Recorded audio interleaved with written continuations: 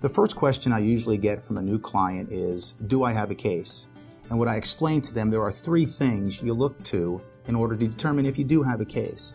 The first thing is someone responsible? Is there liability?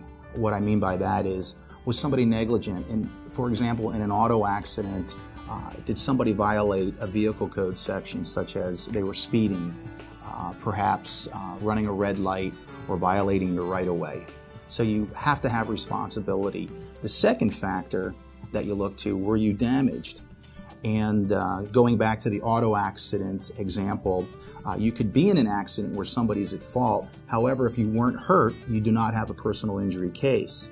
You may have a property damage case, but you do not have a personal injury case. And the third and perhaps most difficult factor we look to is there a source of recovery? I get a lot of calls and I talk to a lot of people where we're able to establish someone's responsibility and damages, but a lot of times people are uninsured or they don't have the financial wherewithal to pay for someone's damages. So the best example I can give you where we had that issue was an auto accident. A young man, drunk driving, struck my client, and he was uninsured.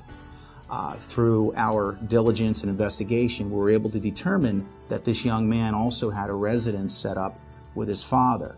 His mother and father were separated, but he also lived part-time with his father. So under insurance law, he was considered a resident relative, therefore covered under that policy. So you never know. You really have to look into these cases to determine if there is really another source for recovery. I can give you more examples, but if you do have a question and you're not sure if you have a case, feel free to give me a call. It doesn't cost anything. I can sit down with you. We can go through these factors and determine if you do have a case.